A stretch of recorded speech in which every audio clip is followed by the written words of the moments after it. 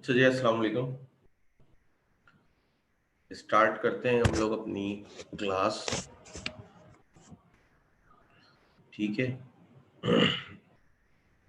अच्छा, हम पार्टनरशिप का जो चैप्टर है, जो कल भी हमने पहला चैप्टर, लास्ट क्लास में हमने पहला चैप्टर जो है वो देख लिया था। उसके बाद है फॉर्मेशन ऑफ पार्टनरशिप। ठीक है। सेकंड चैप्टर है। अच्छा, एक चीज और है कि पार्टनरशिप के एडवांटेज डिसएडवांटेजेस भी होते हैं कुछ। ठीक है। अच्छा, ये जो एडवांटेज डिसएडवांटेज है, ये किसी भी तरह लॉ का पार्ट नहीं बनते। क्यों? क्योंकि एडवांटेज हुए या किसी भी चीज के डिसएडवांटेज हुए, ये हमेशा बाय ऑब्जर्वेशन आते हैं। ठीक है। ये आपकी अपनी ऑब्जर्वेशंस होती हैं। ये ऐसा जरूरी नहीं है कि ऐसा आपके साथ हो भी रहा हो। ये आपकी अपनी ऑब्जर्वेशन होती है, तो वो किसी भी तरह लॉ का पार्ट नहीं है। लेकिन खालिद महमूद चीमा साहब ने अपनी किताब में लिखे हुए हैं एडवांटेजेस डिसएडवांटेजेस ऑफ पार्टनरशिप। तो वो मैं आपको बहुत आसान से है, मैं आपको व्हाट्सएप पे भेज दूंगा उसके पिक्चर्स जो हैं, और मैं आपको थोड़ा सा डिफाइन कर देता हूँ। अब पढ़ा मैं क्यों पढ़ा रहा हूँ, हालांकि ये लॉ का पार्ट तो नहीं है। उसकी वजह ये है कि अगर खुदा ना खास्ता पेपर में आ गया, क्योंकि खालिद महमूद चीमा भी आपकी रिकमेंडेड बुक ही है। ठीक है। तो हो सकता है पेपर बनाने वाले के हाथ में खालिद महमूद चीमा से कोई चीज उन्होंने उठा के दे दी और यही एरिया दे दिया, तो आप लोग ये ना बोलें कि ये तो पढ़ाया ही नहीं गया। ठीक है। तो हम मैक्सिमम कवरेज करेंगे। तो इस वजह से मैं आपको थोड़ा सा एडवांटेजेस डिसएडवांटेजेस उसके बता देता हूँ। जल्दी जल्दी, इतने मुश्किल नहीं है। लेकिन ये याद रखिएगा कि ये लॉ का पार्ट नहीं है। ठीक है जनाब। तो बारी बारी हम पढ़ लेते हैं। पहले वो एडवांटेज डिसएडवांटेज देखें। सबसे पहले जो इन्होंने एडवांटेज लिखा है, ये मैं आपको ओरली बता रहा हूँ, इसके बाद मैं आपको पिक्चर्स भेजूंगा तो आपको क्लियर समझ में आ जाएगा। क्योंकि ये लॉ का पार्ट नहीं है, मैं आपको ऐसे ही बता रहा हूँ। देखिए, सबसे पहले तो इन्होंने जो लिखा हुआ है अपनी किताब में, वो लिखा हुआ है जी, इजी फॉर्मेशन के पार्टनरशिप को कायम करना। अच्छा, जब भी एडवांटेज या डिसएडवांटेज की बात करेंगे तो आपने अकाउंटिंग में पढ़ा होगा, 3 फॉर्म्स ऑफ बिजनेस होती हैं, जिसमें आपने देखा होगा सोल प्रोप्राइटरशिप भी होती है और पार्टनरशिप भी होती है और कंपनी भी होती है। ठीक है। तो फॉर्म्स ऑफ बिजनेस वगैरह आपने पढ़ी हुई हैं। तो 3 तरह की हमारे पास फॉर्म्स होती हैं, जो कि बारी बारी आप, जैसे कि अभी आप पार्टनरशिप डिस्कस कर लेंगे, फिर आगे जाके आपको कॉर्पोरेट लॉ में कंपनी एक्ट भी आप कंप्लीट डिस्कस कर लेंगे। ठीक है। तो जब भी हम एडवांटेज डिसएडवांटेज की बात करेंगे, तो वो लाजमी सी बात है, किसी ना किसी को के अगेंस्ट में करेंगे, किसी दूसरी फॉर्म के अगेंस्ट में करेंगे कि जनाब, क्योंकि देखिए, जब भी अगर मुझे कोई फॉर्म ऑफ बिजनेस करनी होगी, कोई कि मैं अपना बिजनेस स्टार्ट करना चाह रहा हूँ, मैं किस फॉर्म में बनाऊं। ठीक है। कौन सी ओनरशिप के पॉइंट ऑफ व्यू रखूं, उसका ओनरशिप फॉर्म कौन सी रखूं, तो सबसे पहले तो मुझे यही देखना पड़ेगा किस फॉर्म के क्या क्या एडवांटेज है और किस फॉर्म के क्या क्या डिसएडवांटेज है, जो कि लोगों की ऑब्जर्वेशंस होंगी और मेरी अपनी भी ऑब्जर्वेशंस होंगी। ठीक है। कि इसमें ये आसानियां हैं और इसमें ये मुश्किलात हैं। तो जब भी हम एडवांटेज डिसएडवांटेज की बात करेंगे, तो हमेशा किसी ना किसी एक दूसरी कैटेगरी को देखते हुए ही करेंगे। ठीक है। कि एक जो आपके पास कोई भी दूसरी कैटेगरी होगी, कोई भी दूसरी फॉर्म ऑफ बिजनेस होगी, उसको देखते हुए ही हम एडवांटेज या डिसएडवांटेज की जो बात है वो करेंगे। तो सबसे पहले देखें, एडवांटेजेस की बात कर लेते हैं बारी बारी। सबसे पहले इजी फॉर्मेशन। देखिए, पार्टनरशिप को फॉर्म करना बड़ा आसान है, क्योंकि इसमें इतनी ज्यादा लीगल फॉर्मेलिटीज नहीं है। पार्टनर्स आपस में कॉन्ट्रैक्ट करते हैं और स्टार्ट हो जाता है। तो ये एक इसका एडवांटेज है कि इसको स्टार्ट करना बहुत आसान है। बनिस्बत इसके अगर आप कंपनी फॉर्म करने जाते हैं, तो आपको बहुत सारी लीगल फॉर्मेलिटीज से गुजरना पड़ता है। बहुत सारे डॉक्यूमेंट्स हैं जो बनाने पड़ते हैं, जरूरी होते हैं। ठीक है। क्योंकि आपको पता है, कंपनी जो है वो सेपरेट लीगल एंटिटी होती है, इसलिए उसकी लीगल फॉर्मेलिटीज भी बहुत ज्यादा है। पार्टनरशिप को कायम करना बहुत आसान है। आज आप 4 लोग मिले, आपस में एग्रीमेंट करें, आपकी पार्टनरशिप बन जाएगी। ठीक है। तमाम जो पांचों एलिमेंट्स हैं, अगर वो आप में पूरे हो रहे होंगे, आपका पार्टनरशिप बिजनेस कायम हो जाएगा। दूसरा एडवांटेज ये है, लार्जर कैपिटल। अच्छा, लार्जर कैपिटल की बात करेंगे तो हम सोल प्रोप्राइटरशिप के अगेंस्ट में करेंगे। देखिए, सोल प्रोप्राइटरशिप में एक अकेला बंदा ही मालिक होता है। ठीक है। वो ही इन्वेस्टमेंट करता है। पार्टनरशिप में क्या है, एक से ज्यादा मालिक होते हैं। जब एक से ज्यादा मालिक होते हैं, तो लाजमी सी बात है, कैपिटल जो है सोल प्रोप्राइटरशिप के अगेंस्ट में थोड़ा सा बढ़ जाता है। तो वही बात मैंने आपको बताई, जब भी एडवांटेज डिसएडवांटेज की बात करेंगे, तो कभी हम सोल प्रोप्राइटरशिप को इससे नीचे दिखा रहे होंगे, कभी हम कंपनी को इससे नीचे दिखा रहे होंगे। ठीक है। इसी तरह फिर मजीद आपका आता है बेटर मैनेजमेंट। देखिए, सोल प्रोप्राइटरशिप में एक अकेला शख्स होता है जो कारोबार की देखभाल कर रहा होता है, सारी चीजें वही देख रहा होता है। पार्टनर्स में क्योंकि डिफरेंट ओनर्स होते हैं, डिफरेंट पार्टनर्स होते हैं, तो इस अब हर पार्टनर की अपनी स्किल्स होती हैं। जब उसकी अपनी स्किल्स होती हैं तो वो उसी तरह, फॉर एग्जांपल आपका एक पार्टनर है वो कोई प्रोफेशनल सर्टिफिकेशन लिया हुआ है अकाउंटेंसी में, ठीक है, दूसरा पार्टनर मैनेजमेंट में लिया हुआ है, तो इस तरह सर्टिफिकेट कोई उसने डिग्री वगैरह ली हुई है, तो इस तरह से उनकी स्किल्स में भी फर्क है और इसी तरह आपकी मैनेजमेंट बेहतर होगी, क्योंकि एक शख्स को सारे काम नहीं आते, लेकिन क्योंकि यहाँ पे मुख्तलिफ लोग होते हैं तो उनकी स्पेशलाइजेशन मुख्तलिफ होती है, तो इस तरह से उनकी मैनेजमेंट बेहतर हो सकती है, बिजनेस को टाइम ज्यादा दे सकते हैं। हर कोई एक एक एरिया आपस में बांट सकता है, जी मैं अकाउंट देखूंगा, मैं ऑपरेशन देखूंगा, या मैं जो है वो कोई भी एरिया बांट सकते हैं ना, मैं सेल्स देखूंगा। अच्छा, फिर मजीद high credit standing.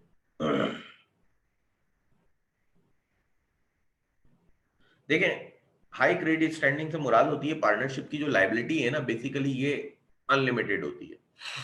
Unlimited liability एक तरह से देखें इसका एडवांटेज भी है और एक डिसएडवांटेज भी है, ठीक है। एडवांटेज किस तरह से बन रहा है अनलिमिटेड लाइबिलिटी, एडवांटेज होती क्या है पहले तो ये समझें।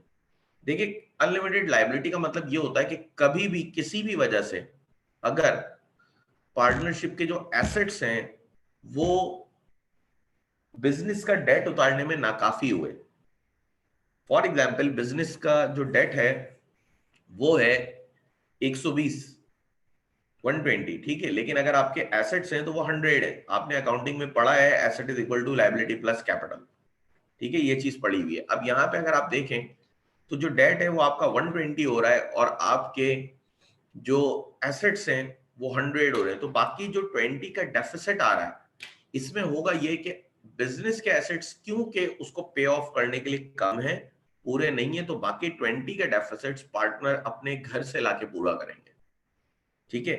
तो ये एक तरह से इनका एडवांटेज भी बनता है। एडवांटेज इस तरह से बनता है कि इनको लोन लेना आसान हो जाता है, क्योंकि देने वाले को पता होता है कि कल को अगर बिजनेस भी मुझे नहीं दे पाया तो ये अपने घर से लोन का पैसा उतारेंगे, ठीक है। तो एक तरह से क्रेडिट स्टैंडिंग इनकी हाई हो जाती है। फिर दूसरी अगर मैं बात करूं इसमें एडवांटेज की, तो एक और हो गया मोर पार्टिसिपेशन।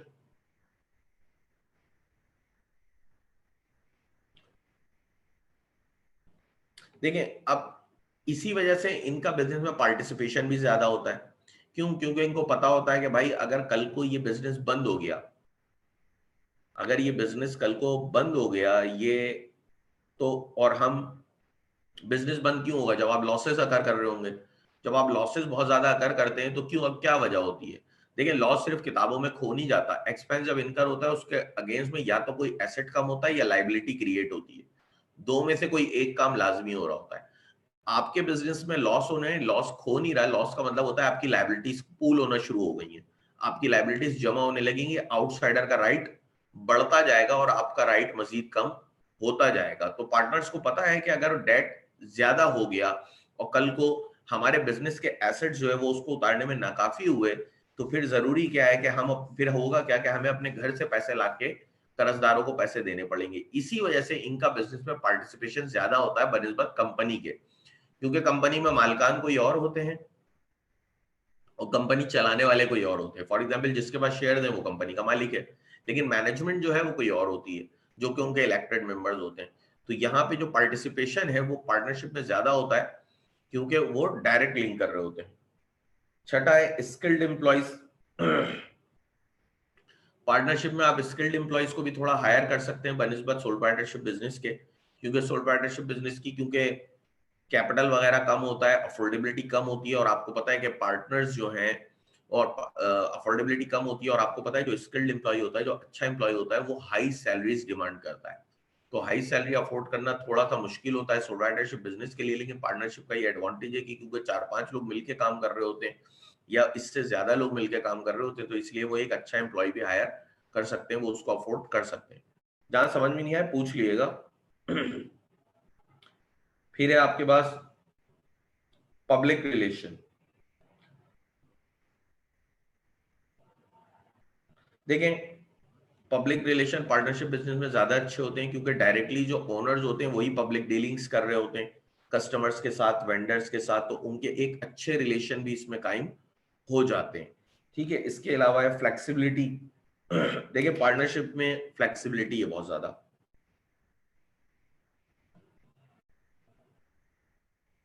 देखिए फ्लेक्सिबिलिटी का मतलब ये, अगर कंपनी है, फॉर एग्जांपल कंपनी जो है अगर वो एक बिजनेस करती है ना, तो वो बिजनेस उसके मेमोरेंडम में लिखा होता है कि इस कंपनी को फॉर्म करने का ऑब्जेक्टिव क्या है। कंपनी अगर अपना फॉर एग्जांपल एप्पल है, आज मोबाइल बनाती है, कल को एप्पल बोले नहीं यार हम मोबाइल नहीं, अब हम कार्स बनाएंगे, ठीक है तो ये बेसिकली अपना ऑब्जेक्टिव चेंज कर रहे हैं, और कंपनी के उसमें ऑब्जेक्टिव चेंज करना एक बहुत मुश्किल काम है, एक मुश्किल मरहला है, क्योंकि उसमें लीगल फॉर्मेलिटीज बहुत ज्यादा आ जाती है। ठीक है, बनिस्बत इसके जब हम पार्टनरशिप को देखते हैं तो पार्टनर ने सोचा और वो अपना ऑब्जेक्टिव कभी भी चेंज कर सकते हैं, तो पार्टनरशिप में फ्लेक्सिबिलिटी बनिस्बत कंपनी के बहुत ज्यादा होती है। फिर आपके पास है डिसीजन मेकिंग।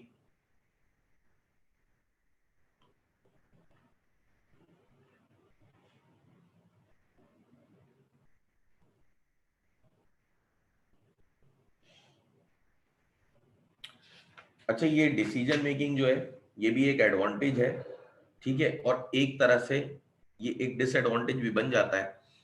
देखें, डिसीजन मेकिंग ये है कि पार्टनर्स आराम से इजीली डिसीजन मेकिंग कर सकते हैं, क्योंकि देखें कंपनी का प्रॉब्लम ये होता है कि कंपनी के क्योंकि ओनर्स बहुत ज्यादा होते हैं, तो कंपनी बहुत सी जगहों पे लीगली बाउंड हो जाती है।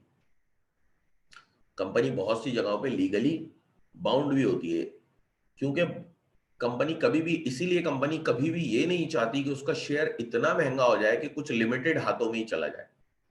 बाद औकात वो करते हैं, मार्केट को खेलने के लिए वो कर रहे होते हैं, शेयर्स को ऊपर नीचे करवा लेते हैं, लेकिन कभी भी अगर हम बेसिक देखें तो बेसिक्स के हिसाब से वो विलफुल नहीं होते कि शेयर बहुत ज्यादा महंगा हो कि लिमिटेड हाथों में जाए, क्योंकि देखिए डिसीजन मेकिंग में फिर वो लीगली बाउंड हो जाते हैं।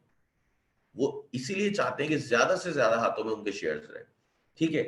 पार्टनरशिप में डिसीजन मेकिंग देखें तो कंपनी के मुकाबले में उसमें रिस्ट्रिक्शंस कम है, सिर्फ पार्टनर्स एग्री हो तो एक अच्छी प्रॉपर डिसीजन मेकिंग हो जाती है, क्योंकि मशवरा देने वाले ज्यादा होते हैं, एक से ज्यादा लोग मिलकर सोच रहे होते हैं, तो बेहतर डिसीजन मेकिंग होती है, ठीक है। बनिस्बत इसके कि आप सोल प्रोप्राइटरशिप को देखें तो इसमें एक बेहतर डिसीजन मेकिंग होती है।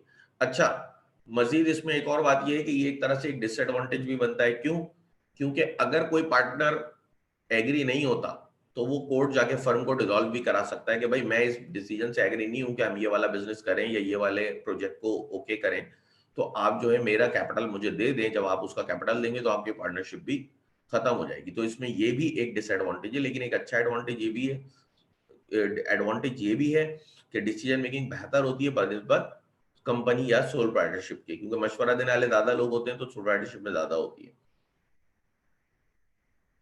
Protection of minor partner. अच्छा, in partnership the interest of a minor partner is properly protected. A minor partner enjoys social protection in a partnership firm. देखें, ये भी बात है कि पार्टनरशिप जो है प्रोटेक्शन करती है माइनर पार्टनर को। माइनर, आपको पहली बात तो पता है कि कभी भी पार्टनर एंटर नहीं हो सकता जब तक कि फर्म के तमाम पार्टनर एग्री ना हो और उसको एडमिट करना बेनिफिशियरी ना हो, फर्म के लिए बेनिफिट में ना हो, तो ही पार्टनर पार्टनर हो सकता है, अदरवाइज माइनर पार्टनर नहीं हो सकता। लेकिन उसमें भी देखें पार्टनरशिप बिजनेस उसके इंटरेस्ट को कितना प्रोटेक्ट करता है कि उसकी लायबिलिटी सिर्फ वहीं तक महदूद होती है जो पैसा उसका बिजनेस में लगा हुआ है, ठीक है। जो पैसा बिजनेस में है उसकी लायबिलिटी सिर्फ वहीं तक महदूद रहती है। कभी भी ऐसा नहीं होता कि जैसे कि हमने पहले बात करी थी कि कल को अगर बिजनेस के एसेट्स रिक्वायरमेंट मीट करने के लिए कम हो तो पार्टनर्स को अपने घर से पैसे लाने पड़ेंगे, ठीक है। ये बाकी पार्टनर्स तो घर से ला सकते हैं, लेकिन माइनर को अलाउ नहीं होता कि वो घर से कुछ लाए, उसकी लायबिलिटी वहीं तक लिमिटेड होती है जो पैसा उसका बिजनेस में लगा होता है। फिर इसके बाद एक क्विक डिसीजन मेकिंग। पार्टनरशिप में पार्टनर्स होते हैं, नंबर ऑफ ओनर्स कम होते हैं बनिस्बत कंपनी के, इसलिए डिसीजन मेकिंग भी जल्दी होती है। मतलब फॉर एग्जांपल अगर 10 लोग 5 लोग पार्टनर हैं, जो भी हैं, आप एक मीटिंग कॉल करें वहीं पे आप डिसीजन मेकिंग कर लेंगे, लेकिन कंपनी में क्योंकि आपको पता है ओनर्स बहुत ज्यादा होते हैं, ठीक है, इसलिए डिसीजंस थोड़े से डिले हो जाते हैं बनिस्बत पार्टनरशिप के। Sharing of risk. Sharing of risk है, आपको पता है जब तक रिस्क नहीं होता आपको गेन भी नहीं होता, ठीक है, रिस्क को आपने लेना पड़ता है। तो इसमें क्या है कि आपको रिस्क क्या है, चांसेस ऑफ लॉस है कि आपको कोई, अगर आप डिसीजन ले रहे हैं तो आपको लॉस भी हो सकता है, जरूरी तो नहीं है ना हमेशा के विन विन सिचुएशन हो, आप हमेशा प्रॉफिट में रहे, तो आपको लॉस भी हो सकता है। तो रिस्क क्या है पार्टनरशिप में, देखिए रिस्क इसमें डिवाइड हो जाता है बनिस्बत सोल प्रोप्राइटरशिप में। सोल प्रोप्राइटरशिप में अकेला बंदा मालिक होता है, जब वो अकेला मालिक होता है तो नफे नुकसान सारी चीजें वही बर्दाश्त कर रहा होता है, नुकसान होगा तो पूरा का पूरा उसका होगा। पार्टनरशिप में सीन ये होता है कि क्योंकि एक से ज्यादा लोग मालिक होते हैं, जब एक से ज्यादा मालिक होते हैं तो फिर वो रिस्क को भी डिवाइड कर रहे होते हैं। Possibility of expansion, partnership business को बढ़ाया भी आराम से जा सकता है बनिस्बत इसके सोल पार्टनरशिप के, क्योंकि देखिए कैपिटल आपके पास रिक्वायरमेंट ज्यादा है ना, आपके पास एक तो एक से ज्यादा लोग पार्टनर है, ठीक है, एक से ज्यादा लोगों का पैसा लगा हुआ है तो ज्यादा फंड्स होते हैं, तो आप बिजनेस को एक्सपेंड इजीली कर सकते हैं। इसी तरह सोल पार्टनरशिप में एक्सपेंड करना इजीली मुश्किल क्यों है? मुश्किल इसी वजह से है कि अकेला बंदा है, उसके फंड्स भी अकेले के, यहाँ पे ज्यादा लोगों में, फिर मजीद अगर पार्टनरशिप में आपको फंड चाहिए, आप क्या करें, आपको बिजनेस एक्सपेंड करना है, आप एक पार्टनर और अपॉइंट करें, बोले भाई तुम इतने पैसे लेकर आओ, तुम्हें पार्टनरशिप में शेयर लेंगे और उन पैसों से आप बिजनेस को एक्सपेंड कर सकते हैं, तो इजीली आपकी एक्सपेंशन हो सकती है। बिजनेस सीक्रेट्स, देखिए कंपनी के मुकाबले में पार्टनरशिप में सिक्रेसी ज्यादा रहती है, राजदारी ज्यादा होती है। क्यों? क्योंकि कंपनी को बहुत सी अपनी इंफॉर्मेशन पब्लिश करनी पड़ती है, लाइक फाइनेंशियल्स पब्लिश करने पड़ते हैं, ठीक है, बहुत सी चीजों को अपनी पब्लिश करने पड़ती हैं, रिपोर्टिंग्स वगैरह। लेकिन पार्टनरशिप में ऐसा कुछ होता नहीं कि आप इंफॉर्मेशन को पब्लिक करें, तो आपकी जो सिक्रेसी है, बिजनेस के जो सीक्रेट्स हैं, वो गिनती के लोगों के हाथ में होते हैं जो कि पार्टनर्स होते हैं बिजनेस के, तो इसकी सिक्रेसी ज्यादा होती है बनिस्बत कंपनी के। फिर हम बात करते हैं spirit of corporation. The success of partnership firm depends upon mutual trust, cooperation, and confidence. Profit or losses of the firms are shared by all the partners. Increases the spirit of cooperation among the partners because they know the minor differences may terminate the partnership. Partnership में corporation का जो spirit होता है आपस में partner में, वो ज्यादा होता है, क्योंकि उनको पता है कि हमने मिलके ही काम करना है और मिलके ही मुनाफा कमाना है, जो भी करना है। अगर थोड़े से भी डिस्प्यूट्स हमारे बीच में हुए तो हमारी पार्टनरशिप भी खतरे में आ सकती है कि हम उसको तोड़ दें, तो इसीलिए उनका जो कॉर्पोरेशन का लेवल होता है वो ज्यादा होता है बनिस्बत दूसरी फॉर्म ऑफ बिजनेस के या कंपनी की उसमें। पर्सनल सुपरविजन, देखें ओनर्स इन्वॉल्व होते हैं, जिनका पैसा लगा होता है वही बिजनेस को चला रहे होते हैं, इसलिए वो पर्सनली ज्यादा बेहतर तरीके से अपने बिजनेस को देख सकते हैं। जैसे कि अगर हम कंपनी को बात करें तो पैसा किसी का होता है, चलाने वाले कुछ और लोग होते हैं, ठीक है, तो इसलिए थोड़ी सी परेशानी होती है। लेकिन बिजनेस में, पार्टनरशिप बिजनेस में पर्सनल सुपरविजन होती है। अच्छा, कंपनी के डिसएडवांटेज जो मैं आपको अभी बता रहा हूँ वो सिर्फ यहीं के लेवल के लिए बता रहा हूँ, जैसे कि ये जो पर्सनल सुपरविजन, ये सारी चीजें लॉ ने चीजें बनाई हुई हैं, ठीक है, जिनकी वजह से सुपरविजन और बाकी चीजें, कॉर्पोरेट गवर्नेंस, इस टाइप की चीजें बहुत बनी हुई है, जिनकी वजह से वो सारी चीजें कंट्रोल्ड में। लेकिन हमने क्योंकि यहाँ पे एडवांटेज बताना है, तो इस वजह से हम इसी लेवल पे कंपनी को इससे नीचे दिखाते हैं, या बाद औकात सोल पार्टनरशिप को नीचे दिखाते हैं, ठीक है, क्योंकि हमने इसको ऊपर दिखाना है, एडवांटेज को बयान करना है। लेकिन वैसे अगर आप बात करें तो ये तमाम चीजें जो पर्सनल सुपरविजन है, इस तमाम चीजें कंट्रोल्ड है कंपनी के अंदर भी, ठीक है। जिस तरह कायम करना आसान है, इसी तरह खत्म करना भी बहुत आसान है। भाई ठीक है, काम आप पार्टनरशिप को मजीद कंटिन्यू नहीं करना चाह रहे, कंपनी खत्म करना मुश्किल काम है, लिक्विडेशन होगी पूरी, लिक्विडेटर आएगा, सारी चीजें होंगी, लीगल फॉर्मेलिटीज हैं, तो कंपनी खत्म करना एक हमें बस इसके पार्टनरशिप, पार्टनरशिप तो आज आप खत्म कर दें। कंपनी के लिए आपको ये कि जॉइंट स्टॉक कंपनी अगर होती है तो उसके लिए फिर आपको काफी लीगल फॉर्मेलिटीज से होता है।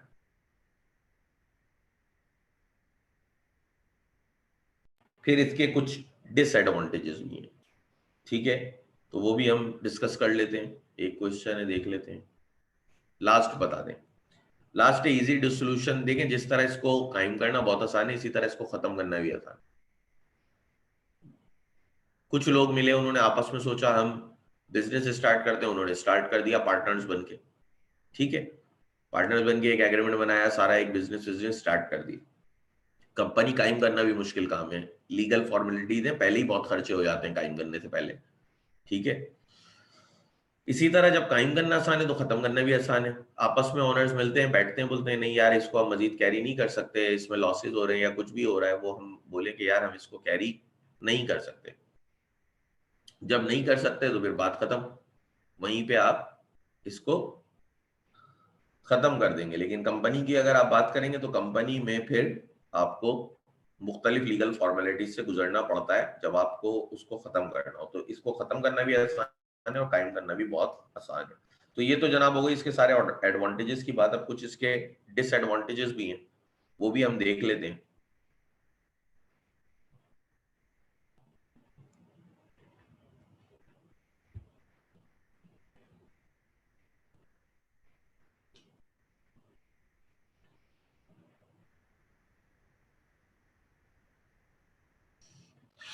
ठीक है, अच्छा जी, डिसएडवांटेज में पहला तो आ गया अनलिमिटेड।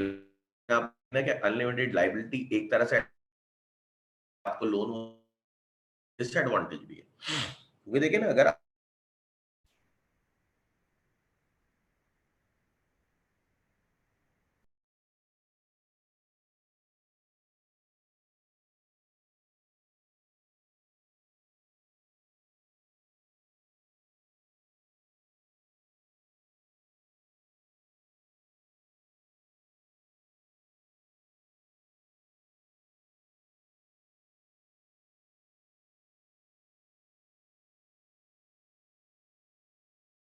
है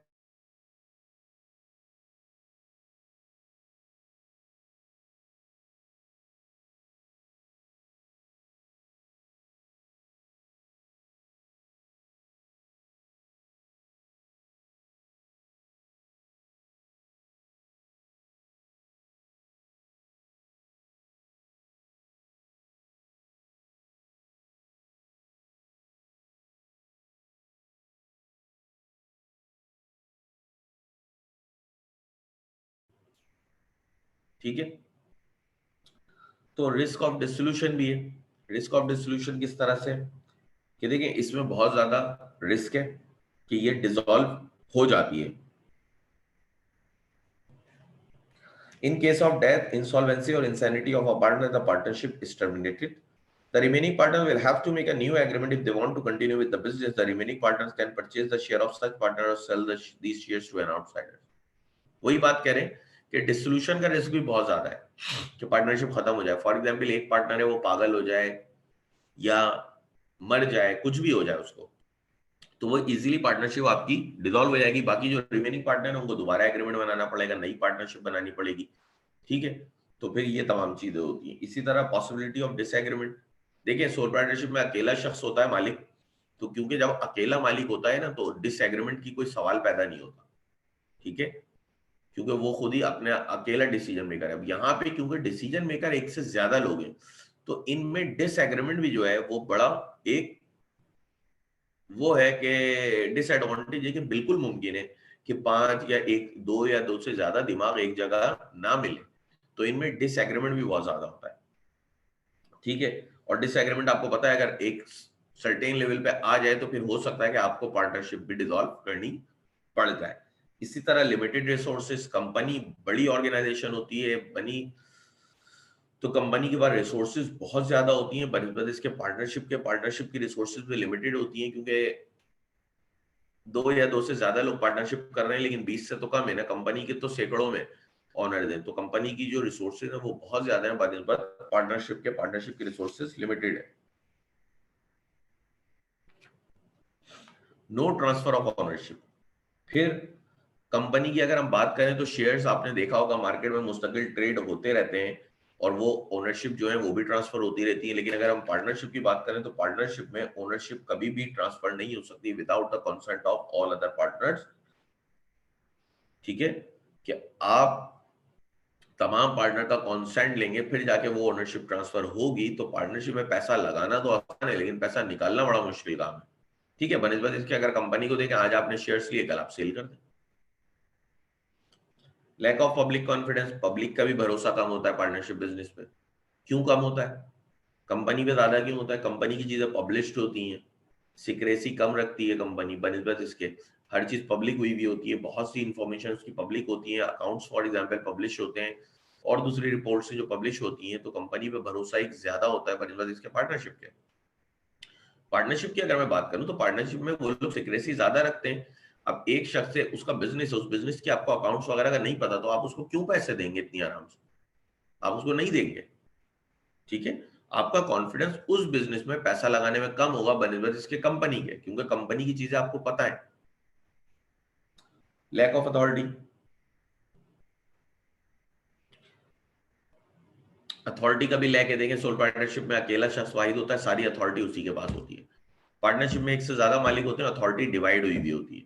तो यही वजह है कि अथॉरिटी का भी थोड़ा लैक है। और ये तमाम चीजें जो है ना, ये डिसएग्रीमेंट की तरफ लेके जाती है इंसान को, कि जब आपकी अथॉरिटी डिवाइड हुई हुई हो तो हो सकता है आप एक पॉइंट पे ना मिले और आप फिर डिसएग्रीमेंट की तरफ जाए, तो अथॉरिटी की भी लैक होती है।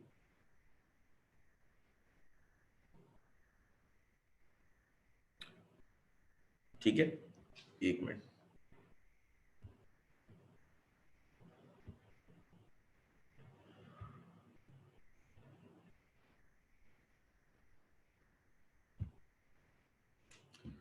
अच्छा जी, फिर मजीद बात है लैक ऑफ हार्मनी, कि पार्टनरशिप बिजनेस में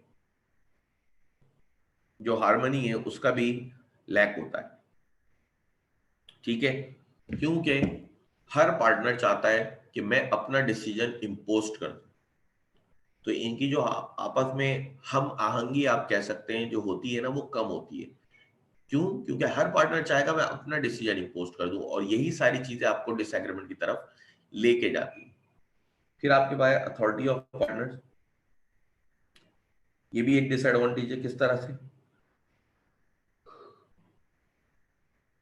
A partner acts as the agent of the firm and co-partner. He can bind the firm and co-partner by making arrangement with outsider. Thus, a dishonest, careless, and incompetent partner may create problems for his co-partners and the firm. ठीक है, देखिए authority partners के पास limit होती है, और हर partner हमने पढ़ा है कि दूसरे पार्टनर का एजेंट है, क्योंकि पार्टनरशिप एक म्यूचुअल एजेंसी है, कि एक पार्टनर भी चाहे तो पूरी फर्म को बाउंड कर सकता है।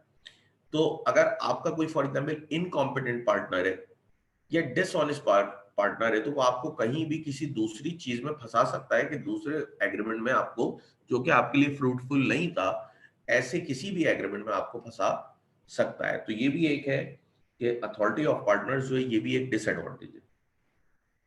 Loss of opportunities, the partnership may miss out on business opportunity due to delay in decision making. The consent of all the partners is necessary before bringing the change in the business. ठीक है, soul partnership अकेला शख्स मालिक होता है तो उनकी decision making quick होती है, उसकी क्विक डिसीजन मेकिंग होती है। जैसे ही अपॉर्चुनिटी आए वो खुद से सोच के भी डिसीजन ले सकता है। पार्टनरशिप में आपने सबको एक पॉइंट पे जमा करना होता है, तो ये एक टाइम कीपिंग प्रोसेस है, इसमें थोड़ा सा टाइम लग सकता है, और इस टाइम में हो सकता है आपसे अपॉर्चुनिटी मिस भी हो जाए। तो ये भी एक डिसएडवांटेज है कि पार्टनरशिप में लॉस ऑफ अपॉर्चुनिटीज। फिर इसके बाद पॉसिबिलिटी ऑफ फ्रॉड है। देखिए, the registration of a firm is not compulsory. The government do not regulate the formation or activities of business, so there are chances of fraud. The partners of unregistered firm can easily commit fraud against each other, so the partnership agreement should be in writing to decrease the possibility of fraud. देखिए, क्योंकि partnership business registered भी होता है, unregistered भी होता है। अगर आपका पार्टनरशिप बिजनेस एक अनरजिस्टर्ड बिजनेस है, ठीक है, आपने उसको रजिस्टर्ड नहीं कराया हुआ, क्योंकि यहाँ पे रजिस्ट्रेशन कंपलसरी नहीं है, तो गवर्नमेंट की इन्वॉल्वमेंट भी कम है, और आपको कम से कम रेगुलेशंस फॉलो करने। तो ऐसी सूरत हाल में हो सकता है कि पार्टनर्स आपस में एक दूसरे से फ्रॉड भी आराम से कर सकते हैं। ठीक है, क्योंकि उनके पास बहुत आसान मौका है ना, आपने रजिस्ट्रेशन यहाँ पे कंपलसरी नहीं है, तो इन्वॉल्वमेंट भी कम है लॉज वगैरह की। तो यही वजह है कि आपस में वो इजीली एक दूसरे के साथ फ्रॉड भी कर सकते हैं। तो यहाँ पे आके आपके डिसएडवांटेजेस बहरहाल खत्म हो गए। अच्छा जी, मजीद इन्होंने एक और बात लिख दी है, ये भी मैं पढ़ा देता हूँ। ये भी कहीं से भी लॉ का पार्ट नहीं है, लेकिन फिर भी मैं आपको पढ़ा देता हूँ कि आइडियल पार्टनरशिप कौन सी पार्टनरशिप होती है। ठीक है,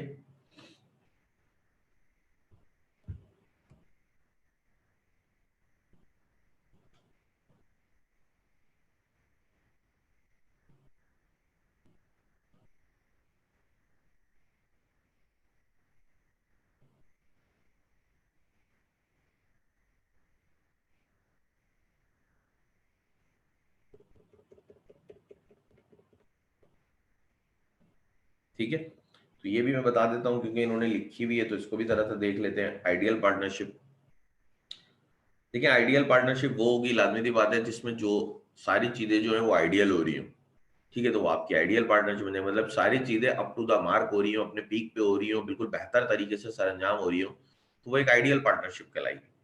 किस तरह से?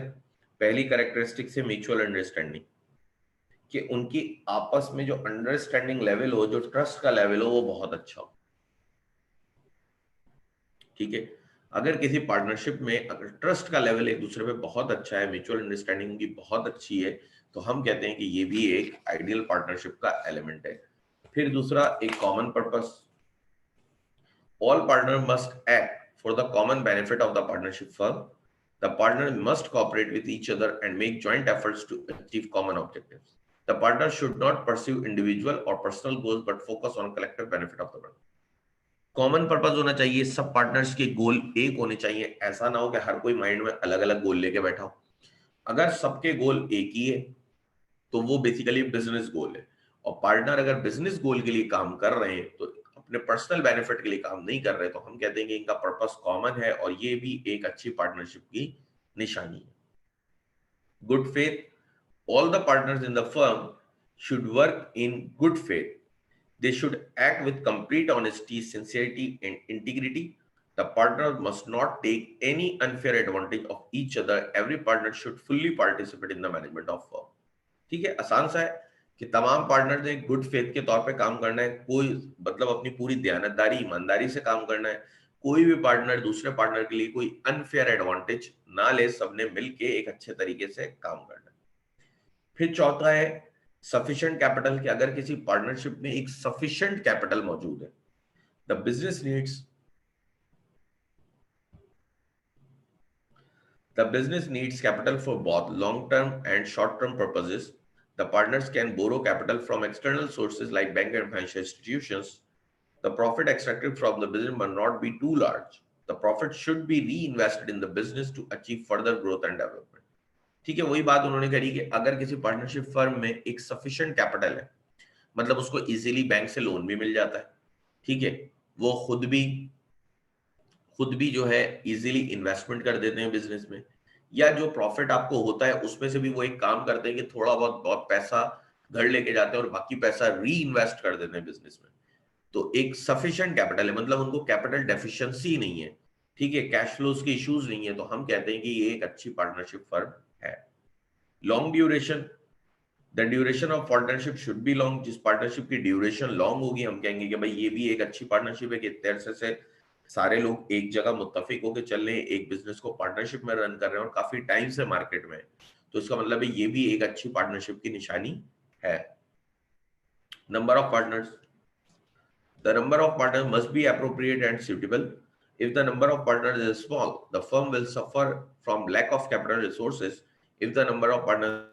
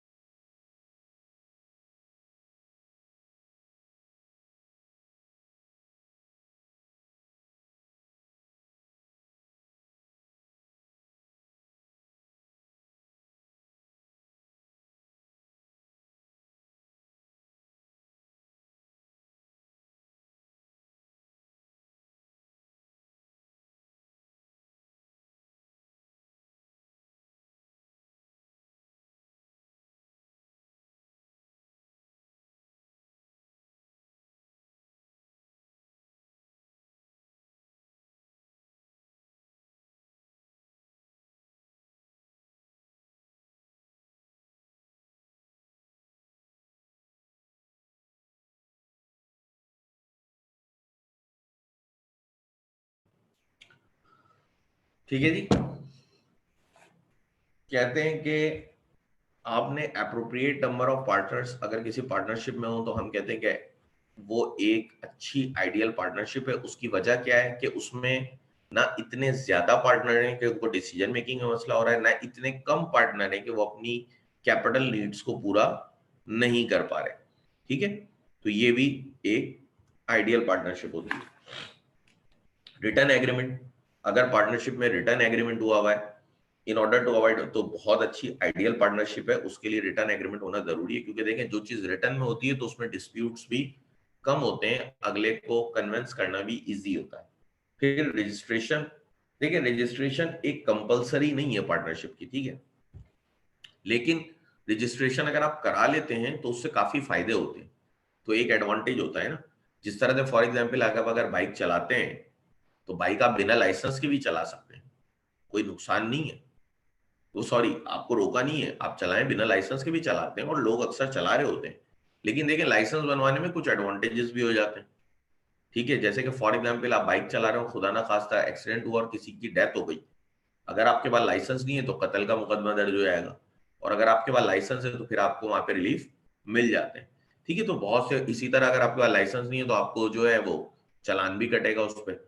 लेकिन लाइसेंस होगा तो ये है कि कुछ आपके प्रिविलेजेस बढ़ जाते हैं।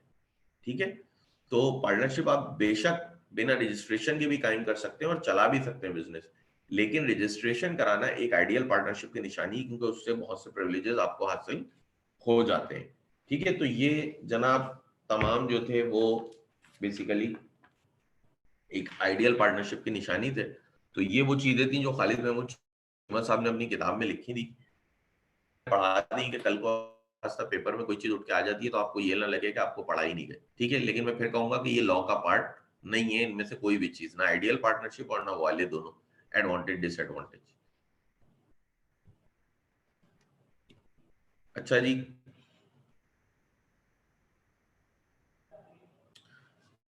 जो है in the preceding chapter we have observe that a partnership may be form by oral और रिटन एग्रीमेंट।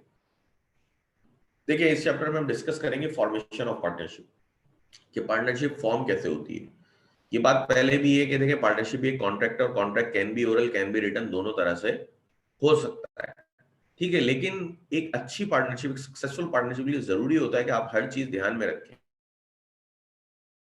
इसमें एक बात लिखी हुई है, do not be in too great a hurry while selecting a partner. ठीक है, choosing a partner is like choosing a wife.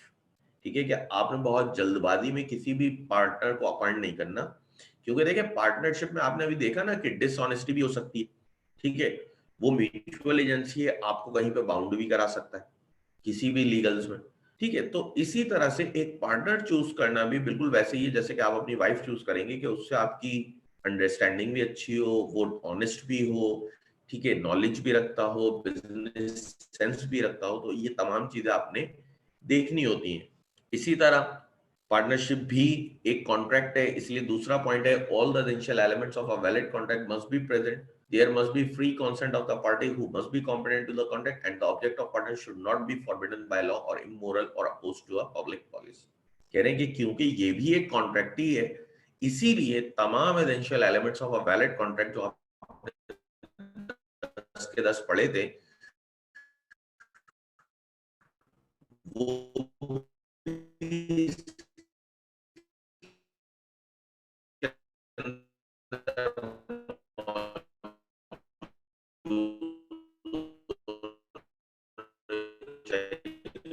For example आप किसी को जोर जबरदस्ती करके पार्टनर ना बना रहे हो, ठीक है, आपका, ठीक है, हल होना चाहिए। तो ये तमाम चीज उसके अंदर बात है।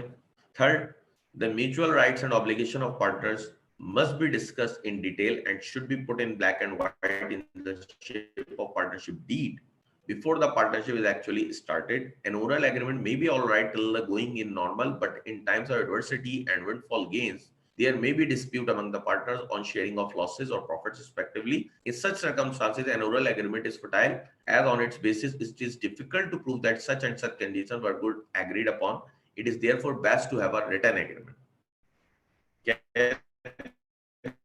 हैं कि अच्छी एक और बात क्या करनी है आपने पार्टनरशिप फॉर्म करते वक्त, जिन बातों को ध्यान में रखना है उनमें से एक है, ठीक है। अच्छा देखें, दूसरा पॉइंट मैं दोबारा बता देता हूँ, कुछ स्टूडेंट कह रहे हैं दोबारा बता दें। दूसरा पॉइंट था कि जो भी एसेंशियल एलिमेंट्स हैं एक वैलिड कॉन्ट्रैक्ट के, वो तमाम के तमाम पार्टनरशिप में मौजूद होने चाहिए। ऐसा ना हो कि किसी पार्टनर को आप फोर्सफुली लेकर आए हो, या किसी पार्टनर को जो आप बिजनेस कर रहे हो वो ऑब्जेक्टिव जो है आपके बिजनेस का वो फॉरबिडन बाय लॉ हो, लॉ ने मना करा हुआ हो, ठीक है, ऐसी कोई भी चीज ना हो। तो जो 10 एसेंशियल एलिमेंट्स अपने वहां पढ़े थे वो सब भी इसके अंदर होने चाहिए।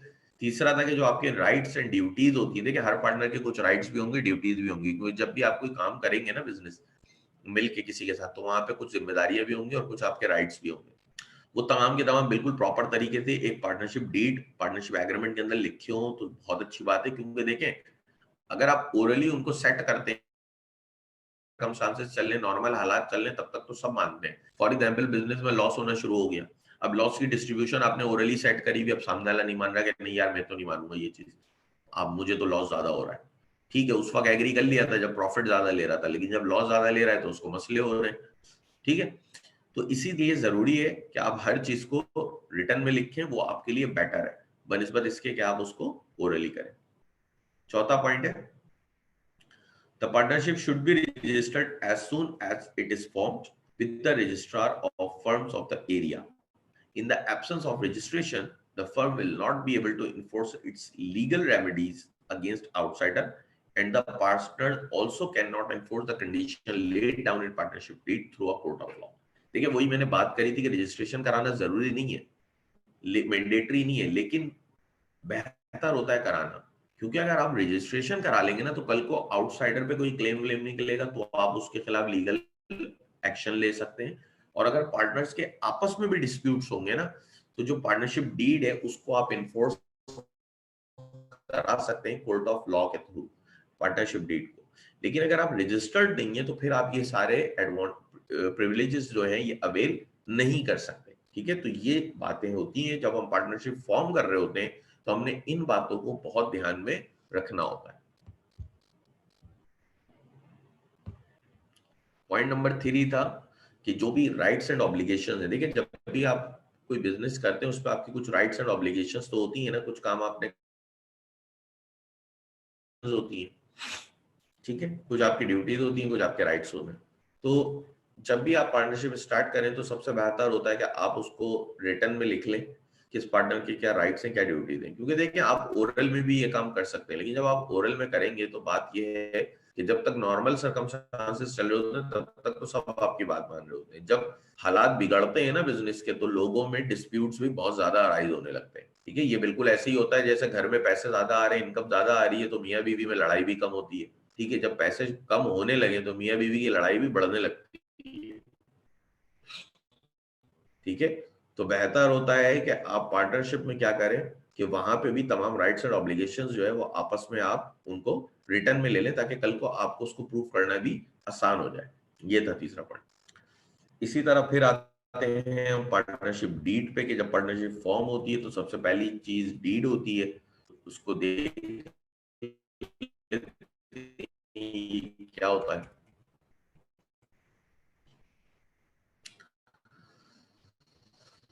द मेंबर्स, एक क्वेश्चन है, नहीं भाई ये तो ये वॉइस इशू सबके पास आ रहा है, ये कैसे आ रहा है, एक मिनट में जरा चेक कर लूं।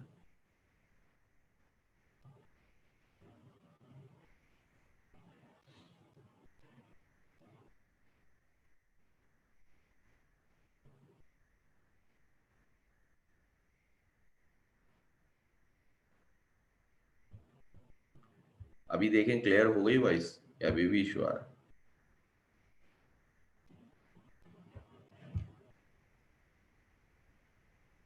ठीक,